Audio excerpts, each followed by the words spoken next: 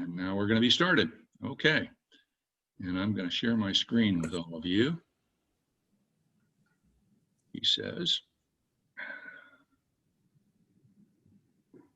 yes.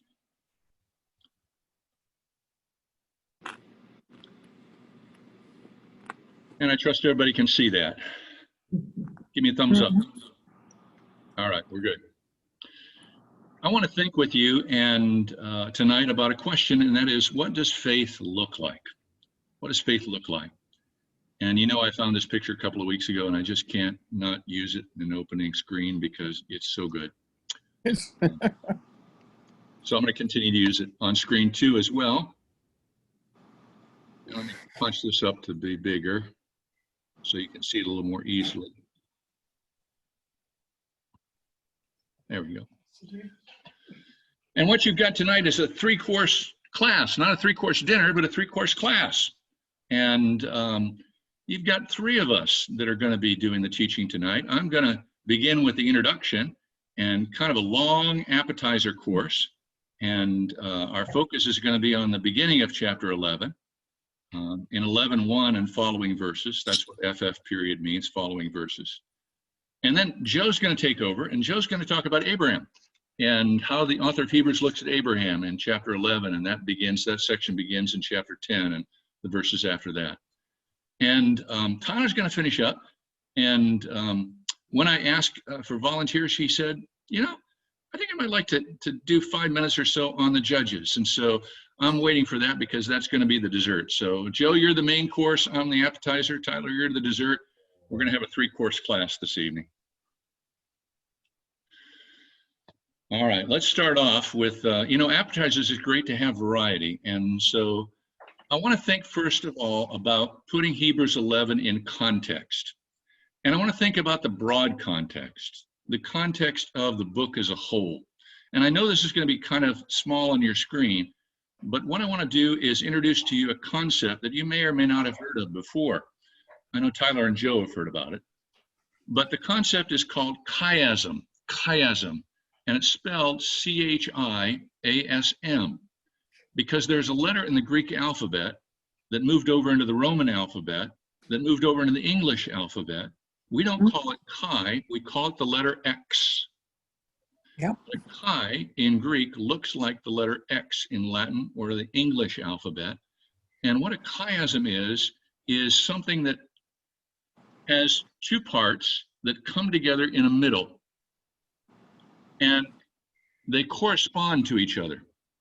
And this was a pattern that was well known in the ancient world across different cultures and was very common.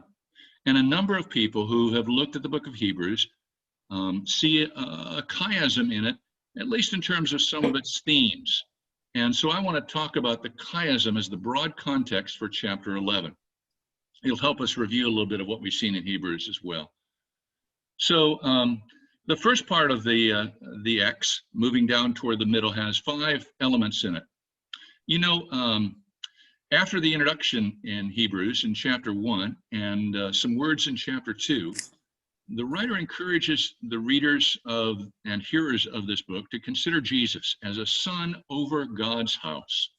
And he does that in chapter 3 and verses 1 through 6.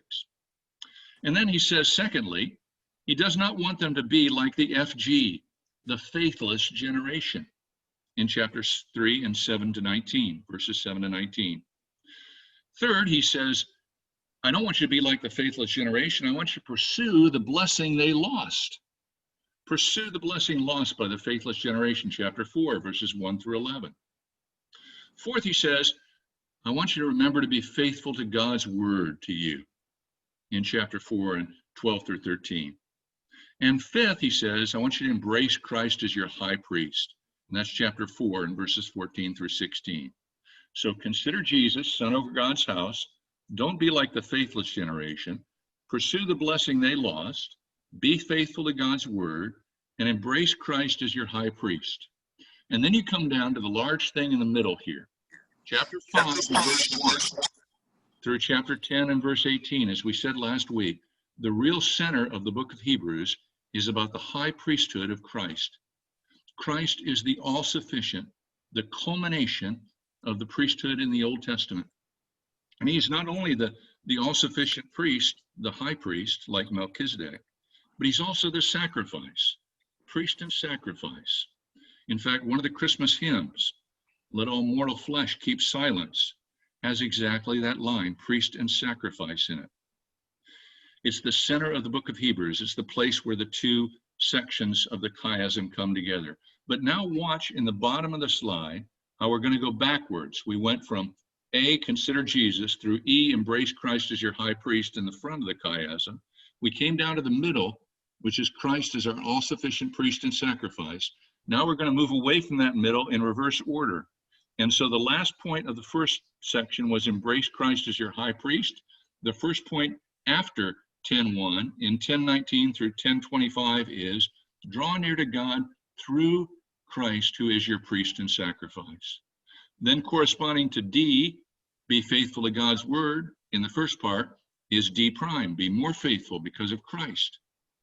Corresponding to C, pursue the blessing lost by the faithless generation, is C prime, pursue the blessing promised to the faithful. B, don't be like the faithless generation, was in the front of the chiasm, and B prime says join the company of the faithful now, not the faithless, but the faithful. And finally, we started off with consider Jesus son over God's house in the beginning, and A prime in 12:1 through 3, keep your eyes on Jesus, who's at God's side.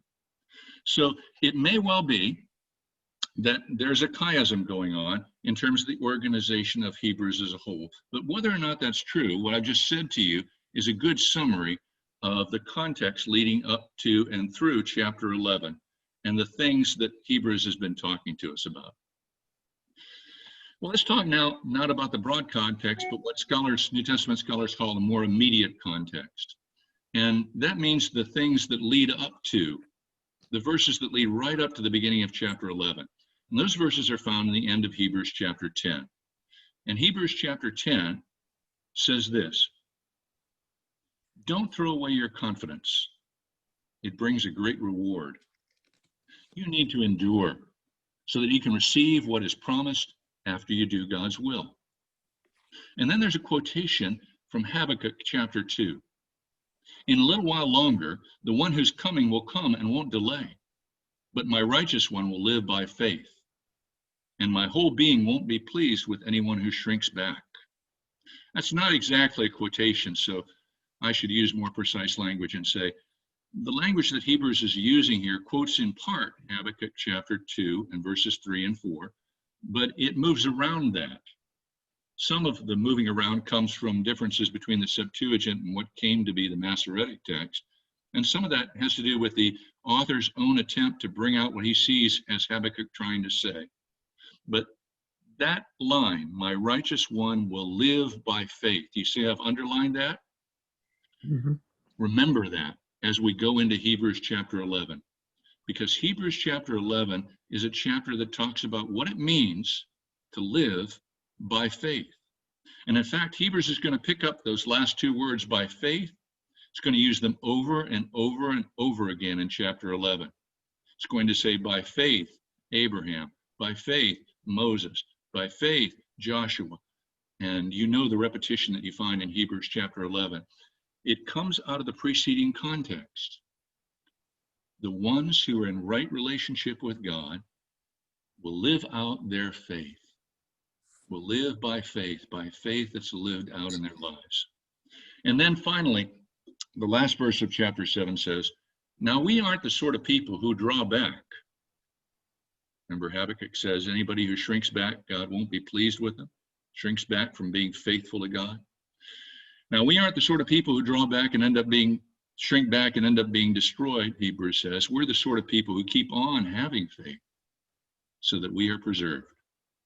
So now that we've looked at the context, let's look at the shape of the chapter a little bit.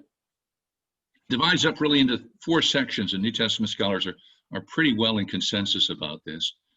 The first section includes the first 7 verses, and those 7 verses talk about what's called primeval history. That means history from the time of creation in Genesis 1 until the time Abraham appears on the scene. And so the first 7 verses talk about primeval history. And primeval history, the author of Hebrews says, highlights faith and faithfulness in what is unseen.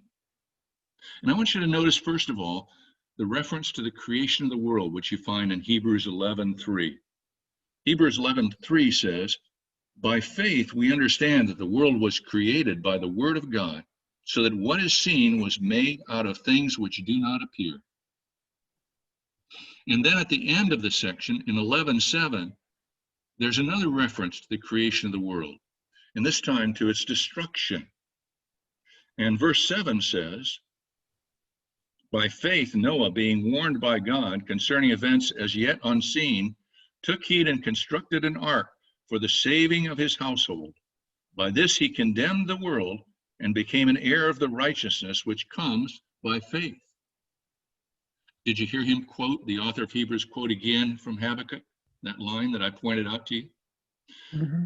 So there's a reference to the creation of the world, which is unseen, and the destruction of the world, which is unseen by everybody except Noah and his family, at the beginning and toward the end of this first section. And then I also want you to notice, because this first section is so important, it talks about things unseen, it talks about faith, and we're going to define faith in terms of faithfulness, as you'll see in a moment. But it talks about the fact that God bears witness to people who live their lives by faith. And that kind of language is found in verses 4 and 5, and also at the end of the chapter in verse 39. So that's the first section in the chapter, primeval history from Genesis up to Abraham.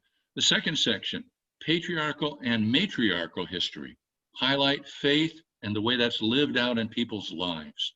Because this section talks not only about Abraham, but also about Sarah, and about the ability both of them have to exercise faith and faithfulness in relationship to what is unseen.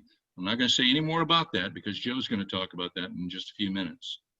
The third section of chapter 11 is verses 23 through 31, and these verses talk about Moses and the Exodus and the people who came through the Exodus and the people who finally went into the land under Joshua's leadership and made the conquest there. And the point the author is trying to make is the Exodus and the conquest highlight faith and faithfulness in what is unseen. And then Tyler's going to finish off with dessert. And the author of Hebrews does too. And he says, you know, there's never enough time for dessert. And Hebrews says, I don't have time to tell you how to go through all the dessert buffet of all these people. And he just names them in their lives. And that's how the chapter ends. But I'm going to let Tyler talk about that with you at the end tonight. So what we've gone over is the broad context of where 11 falls in the book as a whole, and the more immediate context, how it follows what's said in chapter 10. And now we've seen the shape of Hebrews chapter 11 as a whole, the four main sections. I want to talk with you now, we've talked about context, about the content. And my part of the content has to do with the introduction. And I really like what the Contemporary English Bible has as the translation for Hebrews chapter 11 and verse 1. The CEB translates Hebrews 11 and verse 1 this way: faith is the reality of what we hope for. That word real snuck in there somehow because I ended up with extra keys under my fingers, I guess. I don't know. Faith is the reality of what we hope for. It's the proof of what we don't see. And believe it or not, that translation is most closely paralleled by the old authorized version, the King James Version. And it has to do with whether or not faith is seen as something we produce, or faith is seen as something that responds to God. Is it subjective or is it objective? And the Contemporary English Bible and the Authorized Version see it as something that is objective. Faith is a reality. Yeah. It's a reality, what we hope for. And it is provable, what we don't see. So with that translation in mind, let me make some points about this opening section. Hebrews chapter 1 and verse 1 is not intended to be an exhaustive definition of faith. That's not what the author's looking for, but he is trying to define and recommend and exhort his hearers concerning one dimension of faith. And that dimension of faith is faith as faithfulness. Now, the word for faith and for faithfulness in Greek is one word. One word is used for both words in English translation. The word in Greek is spelled P-I-S-T-I-S, pistis. Pistis in Greek means, first of all, belief that turns into personal trust and then manifests itself through faithful action. It's really important. It is, first of all, belief in something or in someone that turns into trust in something or someone, and finally into action in response to that trust that the Bible calls faithfulness. And all that English word is doing is taking faith, adding F-U-L to it, which means full of, and adding the suffix N-E-S-S, which means characterized by being full of faith. That's what the English word faithfulness means. If your life is full of faithfulness, it is characterized, N-E-S-S, by being full, F-U-L, of faith. And it means faithful action. Faith as faithfulness refers to a way of life, not just belief that, but belief in. There's the personal trust. And that belief in results in faithful actions, which the Bible calls faithfulness. Faith as faithfulness lives in the light of the reality of Hebrews chapter 1 and verse 1. It lives in the light of God's kingdom as it exists now and as it will exist in the future. That's what the author of Hebrews is recommending to his readers. Are you living out your faith? There's a reason why Hebrews and James are next to each other in the canon. The order of the books in the New Testament canon is a really interesting question that New Testament scholars haven't played around with very much, but recently they've begun to.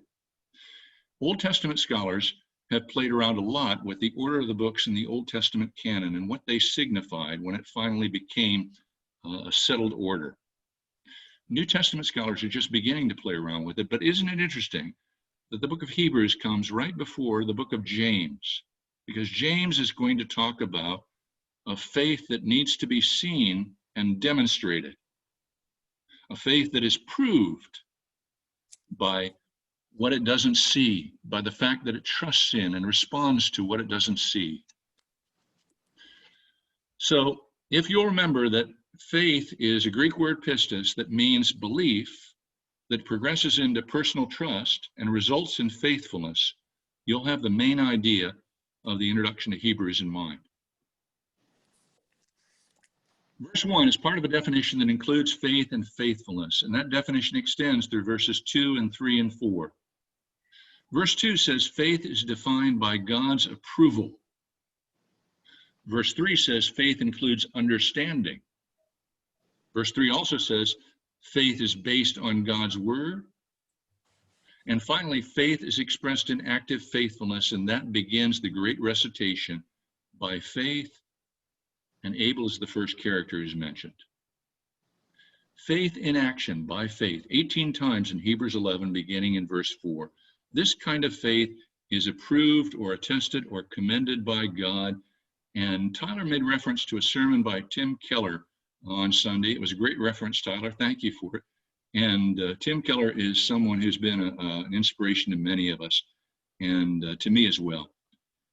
So I wanted to read before I conclude my section, at the conclusion of my section, before I get Joe on.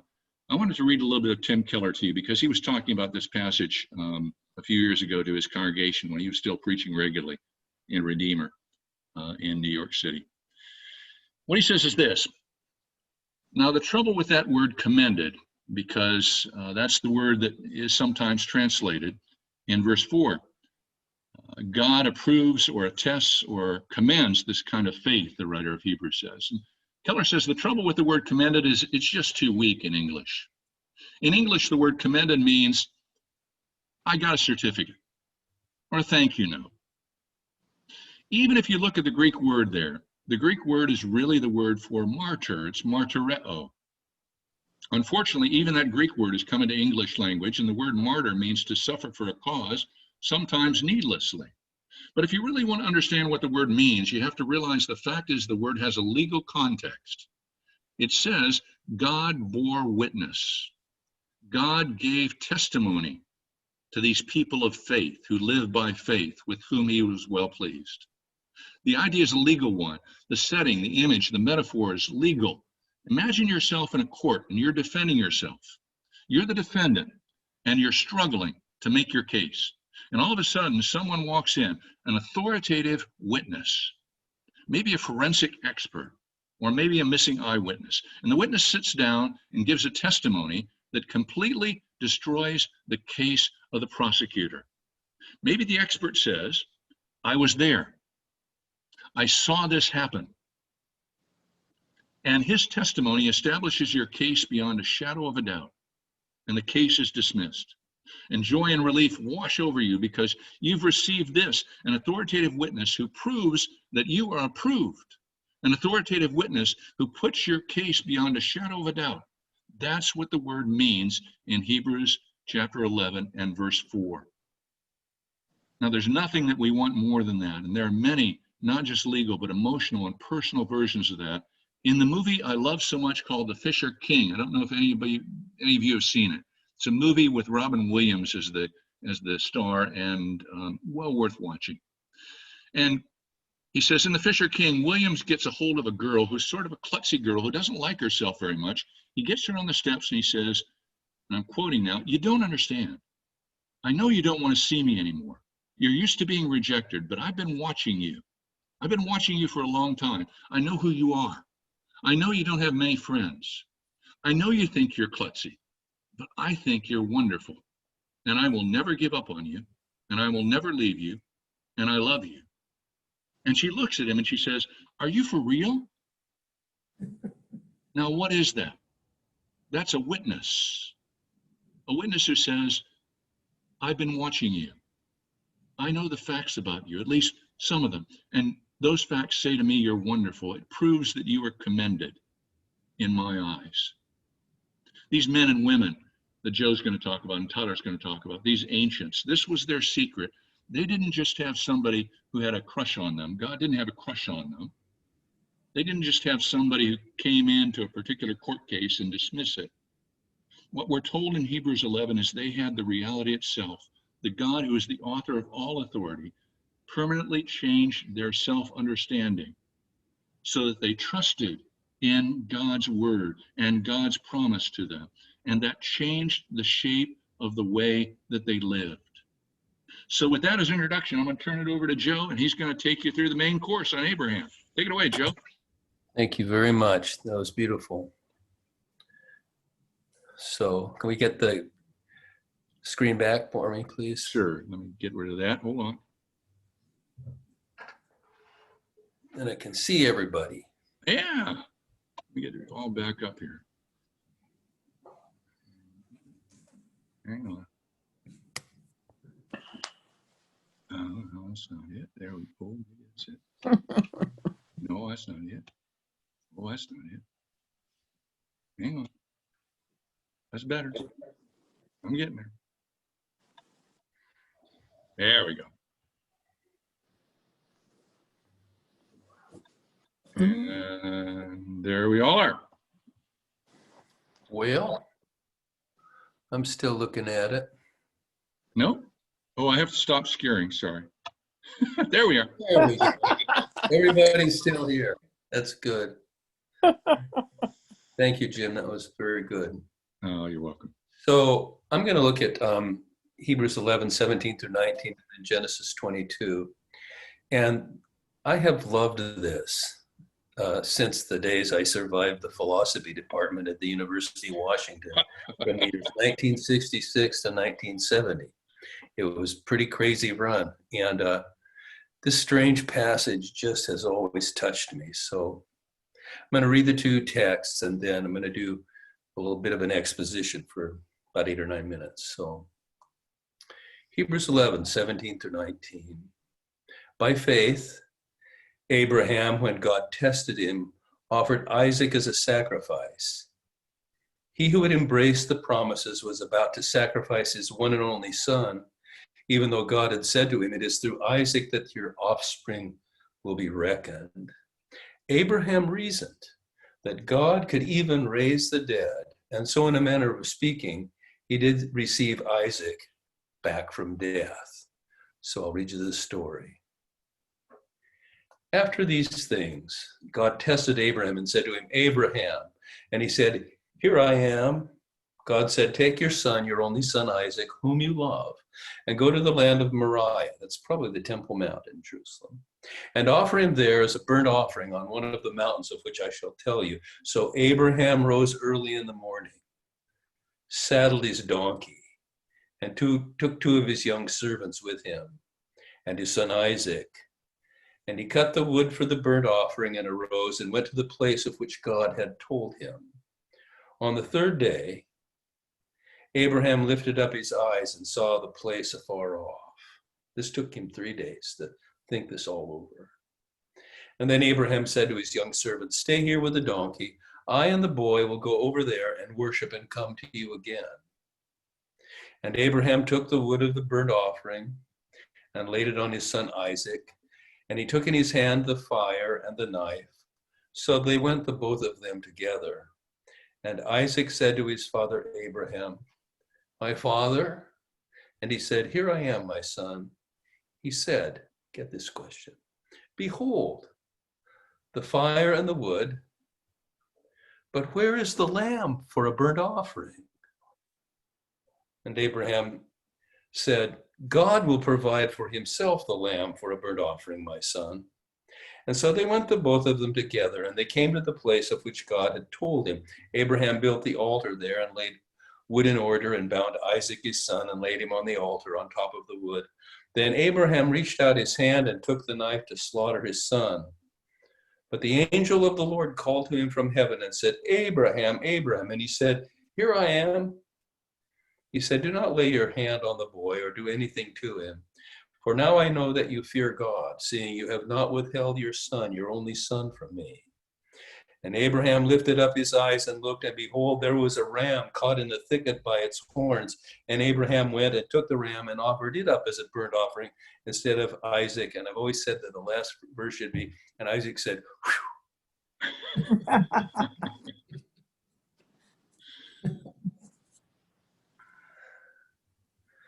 Abraham was blessed, for God had answered his lifelong prayer and gave to him Isaac, a son in his old age, through whom all the nations of the earth would be blessed. But now God says, "Abraham, take your only son and offer him to me as a sacrifice." What kind of strange business is this? It sounds mentally deranged. It sounds perhaps even a bit criminal. But we watch as Abraham quietly set out to obey the Lord. And he walked for 3 days pondering this thing, looking at the top of that mountain. On the way up to the mountain, Isaac asked, "Daddy, where's the lamb for the sacrifice?" And Abraham said, "God will provide himself the lamb for the sacrifice." But I think Abraham thought to himself this: God will also have to provide me with an answer to my impossible predicament. That's why I've shared many times with you that my little prayer that actually I think I learned it in the dark days at the philosophy department. Lord, I praise you for how you'll work this crazy mess out for me. It's way beyond my ability to understand, but I thank you ahead of time for the way you're going to work this out. And so they went and came to the place where Abraham built an altar, and Isaac was placed upon it, and he took a knife to slaughter his son. And then the angel of the Lord said, "Do not lay a hand on the boy." Now there's a predictable scene in a lot of old cowboy movies and a lot of old war movies where the good guys are surrounded by way too many bad guys. And they're about to make their stand in a hopeless situation. And seeing they're all about to die, someone like John Wayne or somebody turns to his buddies and he says with a trembling voice, "Men, there ain't none of us gonna get out of here alive." And that's kind of Isaac's thought, you know. But beyond the melodrama, there's an uncomfortable truth. Someday, all of us, in fact, are going to die. The author of Hebrews makes a very special point of this in chapter 9, where he just states the obvious in verse 27. It is appointed unto each of us once to die. Now, when I was a little kid, our Boston Terrier got hit by a car. And I remember how the blood trickled from her mouth, and I remember touching her body that was already getting stiff. And we've all had our first experience with death when we are young, or before any of our loved ones disappear into death's shadow. We live in the illusion that we are somehow permanent fixtures here on earth. And then as the years go by, it happens to us. Our fantasy of earthly immortality is shattered. As the years go by, we grow older and hopefully wiser. And yet I don't think even in this life we ever fully comprehend the fact, come to terms with the fact that we're going to physically die, even though the statistics are very impressive. 1 out of every 1 human being ends up dead. Amazing statistics. Well, it came to Isaac at a young age, that reality. Consider now the depth of Abraham's faith when he heard this instruction to God that completely made no sense, and yet he surrendered himself to God. This had not been new for Abraham.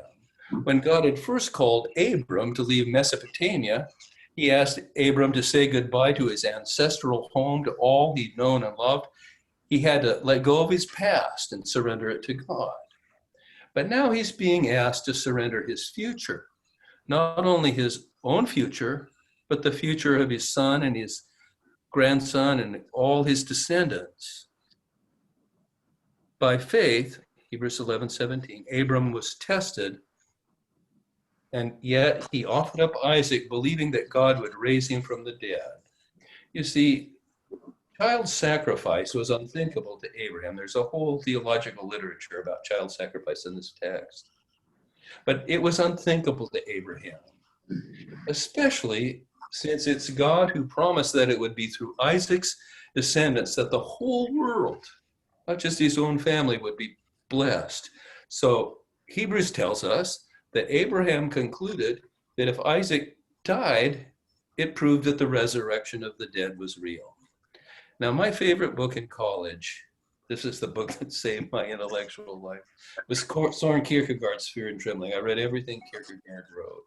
And there was that little yellow paperback, The Fear and the Trembling, that had so many notes and was dog-eared, and it was just the most beautiful book I'd ever read. He calls Abraham the knight of faith. He doesn't use the word hero, the knight of faith. Now, in this book, Kierkegaard ponders Abraham's decision to obey God's command to kill his son. And Kierkegaard concludes that Abraham's spiritual greatness was that he believed that he could obey God's command and still somehow, against all human logic, Isaac would be received back, perhaps, by a resurrection. By Abraham's willingness to obey God's offer, through faith and hope that completely transcended human understanding, and even human morality, even human rules of right and wrong. Kierkegaard called it the teleological suspension of the ethical, that all his moral reasoning, murdering your own son, all of that had to be transcended. And yet he was content to do what God had told him to do, and Isaac lived. So to conclude, our text says that Abraham reasoned that God could raise the dead. And figuratively speaking, he did receive Isaac back from death. So too, in our hour of physical death, we believe that in the risen Lord Jesus, we too shall live forever in him. This is God's promise in Romans 10:9. If you believe in your heart that God raised Jesus from the dead, then you will be saved. That is, your physical death even though it is real, is not final, but is a happy transition to eternal life. So it is for us who are Abraham's children to hold fast with hope and faith to the promises of him who burst forth from the tomb, never to die again, and thereby to put death on notice, that whoever believes in Jesus will get out of here alive. Amen.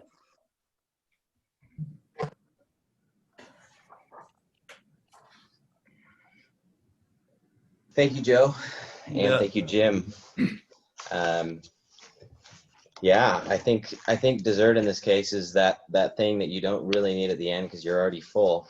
But this will be fair warning, a little bit of an ambiguous dessert. So you may come away not sure if you had apple pie or chocolate cake at the end. Well, so I just want to start by saying, why did I choose these guys, the judges? Maybe it's because when I look at our world, our nation right now, and all the tribalism, I feel closer to the judges than I ever have before. But really, I chose them because I'm kind of confused why they're here, why they make an appearance in Hebrews 11. And I'm always thankful for when I come across something in Scripture that isn't clear to me, because I think, well, thank God that we don't have Scripture all figured out. So when we come across those passages that confuse us or prompt questions, let's go deeper. So when Jim mentioned it, I said, let's give the judges a try. Why am I confused? Well, I understand why a lot of these guys are in here. Abel, Enoch, God takes him away. He's so righteous. Abraham and Sarah. I mean, Abraham and Sarah are all over the New Testament, right, as these examples of faith. Paul uses them. James uses them. And so Moses, same thing. David, Samuel, I get it. Now, they're all flawed, of course. We know this. We know that Moses has the whole problem with he doesn't like public speaking. He doesn't want to, he has the thing where with the pride at the rock where he's, kind of thinks it's his job. We know David's got problems, the Bathsheba thing. But we still probably think of them as these heroes of faith. But the judges, now one, I don't know how familiar you are with the judges. We know the story of Samson and Gideon, probably from kids' Sunday school if you grew up in the church, a sort of sanitized version. But none of the judges are really very heroic individuals. It's kind of, the whole book is just chaos. Gideon might be the most heroic, but where do we meet Gideon? Well, we meet him as a smuggler. He's really reluctant, kind of like Moses. He's very reluctant to follow God's call. Well, that's okay, fine. Is he kind of redeemed at the end of his life? Well, this is how the Gideon narrative kind of ends. They've had this incredible defeat of the Midianites, this miraculous, the clashing of the pitchers. And the Israelites said to Gideon, "Rule over us, you and your son, and then your grandson, because you've rescued us from Midian's power." And Gideon replied to them, "I'm not the one who will rule over you, and my son won't rule over you either. The Lord rules over you." Now that sounds really virtuous. But hold on, what does Gideon say next? Because I think it was an excuse. Then Gideon said, "May I make one request of you? Everyone give me all the earrings from your loot." It's this moment of like, well, maybe he just didn't want the to be in charge. Gideon fashioned a priestly vest out of it, put it in his hometown, and all Israel became unfaithful there because of it, and it became a trap for Gideon and his household. Barak is also mentioned, and I'm actually gonna let me backtrack. Let me just read this passage from Hebrews 11:32 and on, so that you can hear these names as the author uses them. "And what more shall I say?" This is starting in verse 32. "I do not have time to tell you about Gideon, Barak, Samson, and Jephthah, about David and Samuel and the prophets who through faith conquered kingdoms, administered justice, and gained what was promised, who shut the mouths of lions, quenched the fury of the flames, and escaped the edge of the sword, whose weakness was turned to strength, and who became powerful in battle and routed foreign armies. Women received back their dead, raised to life again. There were others who were tortured, refusing to be released so that they might gain an even better resurrection. Some faced jeers and flogging and even chains and imprisonment. They were put to death by stoning. They were sawed in two. They were killed by the sword. They went about in sheepskins and goatskins, destitute, persecuted, and mistreated. The world was not worthy of them. And I did read a little longer there. Some of that stuff is the judges, right? These military victories. It's actually probably the author's referencing the Maccabees, if you remember them from early on in this class, the Maccabean period and all this torture. So I had to throw in that little intertestamental bit there. So yeah, you've got Gideon, you've got Samson, we know the story of Samson. He kind of redeems himself at the end. You have Barak, who is just a kind of a passive pawn. It's really the prophetess Deborah who is getting him to do all the work. He seems kind of cowardly. He says to her, I'll go fight if you come with me, but if you won't, I'm not going. And then Jephthah. Jephthah's the worst of all. He has some military success. He delivers the Israelites, but that's not what Jephthah is remembered for. If you know the story of Jephthah, you know he is remembered for his rash decision. He says, the next thing that comes out of my house, I will sacrifice to the Lord, and outruns his daughter, and he sacrifices his daughter. This is a terribly tragic story. Okay, so why are these guys here? And here's where we get to maybe the ambiguity, because I'm still kind of asking this question, but here are some kind of thoughts that came to mind from the help of commentators, from my own reflections. One, the short answer, and this is the one the commentators like, is these guys achieve military victory. And we have to remember this is written to people who are in suffering, in a lot of suffering, and there's this connection of faith and victory. And, you know, the righteous shall live by faith, as Jim mentioned, is sort of this verse that holds the whole chapter together. And oftentimes we hear that like, I'm going to live a happy life, a hardworking life, a successful life, a righteous life. But when you're under suffering, it's more like the righteous will live. Like they'll have life, be alive. So these stories would have power. But David triumphs. Elijah triumphs, Moses triumphs, Jericho's mentioned, that's a triumph. So are they needed for that? Well, another possibility is maybe the author of Hebrews only kind of knew these stories. This isn't impossible. The accessibility of scripture isn't really widespread until the invention of the printing press. So maybe the author had only heard versions of the stories told. But that doesn't seem very likely to me. Especially considering how Jewish tradition and teaching goes. And simply by mentioning them by name, it suggests some familiarity, especially with Jephthah. Jephthah and Barak are pretty obscure characters in Scripture. And even if you didn't know the whole story, Jephthah is known for that vow where he kills his daughter. Like, you know, it's like if you've heard the name Balaam, it's because you're familiar with the donkey. Like, you might not know the rest of the story, but you know the talking donkey part. Same thing with Jephthah. You may not know the rest of the story, but you know the sacrificing his daughter part. So that probably doesn't seem that likely. Another one is maybe a tradition had arisen around Jephthah or Barak that was more positive, where they had sort of become examples of faith. And here's another intertestamental literature shout out from Jim's lecture back in May. You'll remember in the book of Jude mentions the Archangel Michael disputing with the devil about Moses's body. And you're like, I don't remember reading that in scripture. And that comes from an intertestamental book. So maybe there's some kind of tradition around Jephthah that arose in the intertestament. Well, no, nothing that we have found. He's always mentioned with that vow as this rash guy making the vow. So, to the point about flawed people in faith, again, it's not really necessary. We know Moses is flawed. We know Abraham's flawed. We know Sarah and David are flawed. But maybe it is necessary because we know Mother Teresa is flawed, and we know Martin Luther King Jr. and Dietrich Bonhoeffer are flawed and human, and yet we still hold them up pretty high, don't we? Right before this, the author mentions Rahab, the prostitute from the book of Joshua, as if to say, see, even a prostitute who's not of Israel can have this incredible faith. So maybe for the intended audience that was Jewish, there was this element of, here's the same old heroes. You've heard Abraham, You've heard Moses trotted out as an example. You know those ones, but wait, what's Jephthah doing in there? How did he sneak into that list? And I think John Calvin has a great insight here. He says, the apostle ascribes all that was praiseworthy in them to faith, all the good things in them to the faith, that reality that exists. The apostle ascribes all that was praiseworthy in them to faith, though there was not one of them whose faith did not halt. Gideon was slower to take up arms than what he ought to have been, nor did he venture without some hesitation to commit himself to God.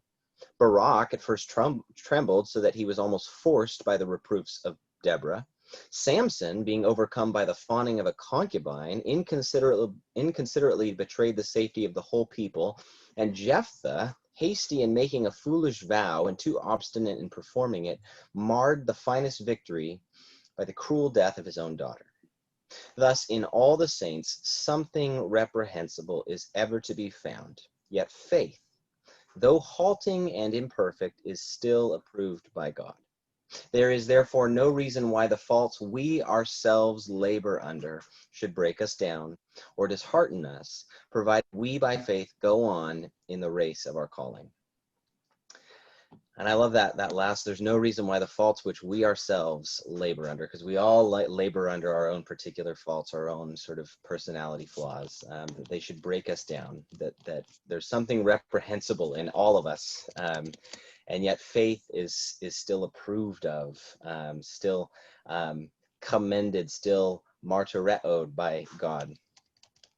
A fifth possibility, and this is probably the most, fifth or sixth, probably the most outlandish. I don't know if you've read The Last Battle. It's sort of the end times for Narnia. And there's this guy named Emeth.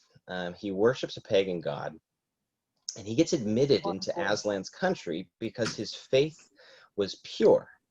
Aslan said because his faith was pure, it was as if he had worshipped Aslan, meaning a false god can only accept false worship. But Emeth had true faith, and true faith can only be directed to the true God, even if Emeth didn't know the name of Aslan. It's one of Lewis's maybe stranger and perhaps more controversial points, but since we're quoting Tim Keller tonight, he has an interesting take on the book of Judges. If you read the book of Judges, it's a book filled with chaos and tumult and tragedy. Everyone does what is right in their own eyes. That's a refrain that we hear. They worship false gods. It's a disaster.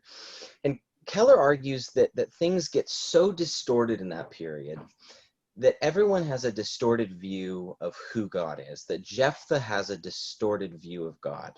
Human sacrifice was common in the surrounding cultures, and so Jephthah thinks this is devotion, and he didn't know, as Keller says, Jephthah missed out that God is a God of grace. He wasn't going to smite him for this silly vow he made. Now, there's some problematic implications if you follow that all the way, but I am helped a little bit by this ambiguity, because I don't know about you, but we're sitting in the middle of a period in history in our nation where there's a lot of ambiguity. It's hard to find truth sometimes.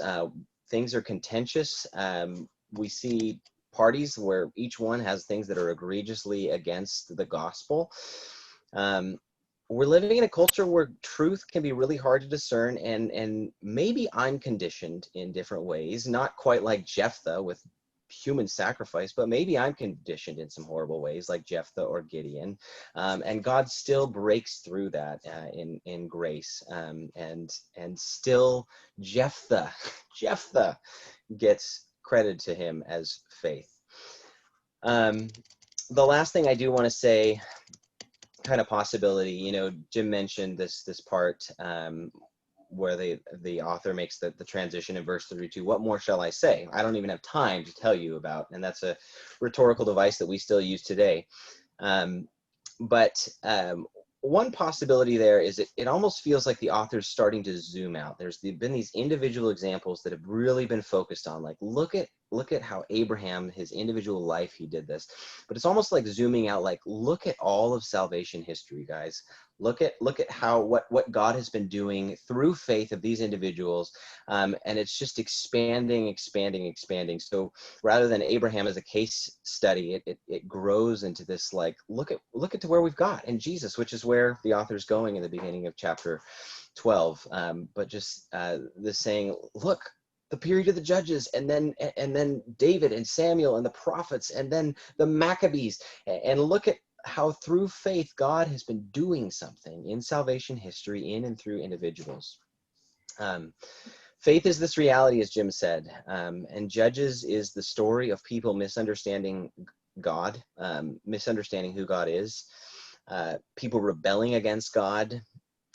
And it's the story of God continuing to offer grace to them over and over and over again, that reality that comes to them.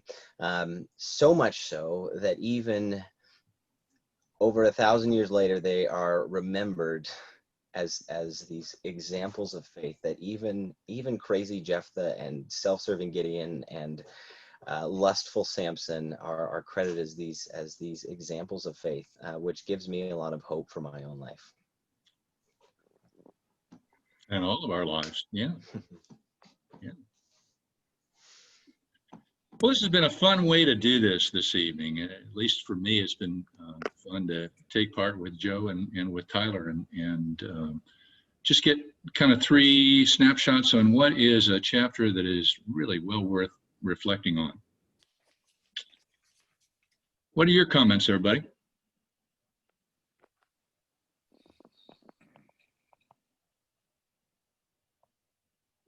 Is the mic open? You're live, Rich. Well, no, I'm alive. Thank you. No. Only by faith. Oh. I have a question, a point. When Jesus was going around gathering his disciples, what did he say to them? Follow me. Follow me. He did not say, come believe in me, come trust me. He said, follow me. So I've pondered on that quite a bit. What does it mean to follow Jesus Christ? I mean, it's John and other writers who bring in the faith and the belief, and that's all fine and dandy. But what's it mean to say, follow him? And so I have a question. Can you have correct belief and exercise faith and not be following Jesus? Say it one more time. I want to make sure. Can you have correct belief and exercise faith and not be following Jesus? So I'm making a distinction here, because when I think about this, I tell people, okay, to follow, let's go back to what Jesus said to his disciples, come follow me. So the question is, what does it mean to follow him? What did they learn from him as their rabbi, their teacher, as they were following him? As they observed him talking to different people, healing, confronting certain people. I want to know, what attitudes was Jesus expressing? What behaviors that his disciples were to follow? Yeah. See what I'm saying? Well, I was going to say again. Well, that's an important point, because, to be quite honest, I suspect there's a lot of Christians now in our country who, although they might claim faith in Jesus Christ, and they probably do, are they following him? Are they treating other people the way Jesus would have treated other people? And Paul speaks to this too. That's what I'm getting at. What does it mean to follow Jesus Christ? And are you doing that just because you have a Wesleyan system, a Calvinist system? You have the correct beliefs that all your friends, all your fellow church members agree in and so forth. But are they following him? That's my question. You don't have to answer it. Well, I'd love to take at least an initial shot at it, Rich. It's a great question to ask. It's the one that the author of Hebrews turns to immediately in the beginning of chapter 12, after the chapter that we've been talking about. Because he says exactly what you're saying. He says, therefore, since we're surrounded by so great a cloud of witnesses, these folks he's been talking about, let's lay aside every weight and sin that clings so close, and let's run with perseverance the race that's set before us. Here comes your question.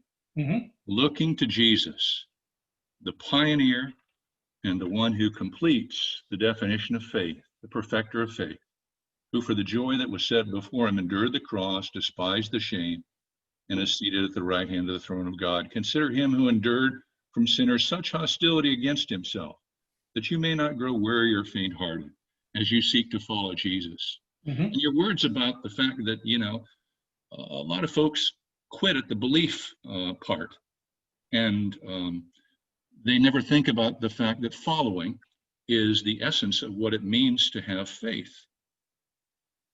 At least a lot of people would see that as belief, correct belief. Yeah. Well, the author of Hebrews won't let you do that. And I think chapter 11 is all about that. Yeah. That's why he finishes with these words in 12, and the chapter divisions are artificial. And a lot of commentators say, really, 11 should start in 10:25, and it should finish in 12:3 in the verses that I just read. But looking to Jesus, the pioneer and perfecter of what we call faith. I find I have enough trouble minding my own business rather than spending a lot of time figuring out how other people are doing it wrong. I'm sure they are, but I don't Because you might be surprised, Jephthah might show up in the list. Is there... Oh, Can you you- muted yourself. I'm good. Yeah, you're good. So for me, that's not a helpful question for me, because I have enough trouble with my own stuff, my own doubts and troubles. And I've just learned over the course of my life to spend much time thinking about how other people might not be doing right. Doesn't help me at all. That's not what I'm saying at all. That's not what Jesus did. Well, I'm not Jesus, so I don't. Oh, okay. Well, I'm trying to say, what does it mean to follow him? You take on his attitudes, take on his grace, take on his Thoughts? towards people. Sure. He wasn't trying to find things wrong with them necessarily, except for the Pharisees.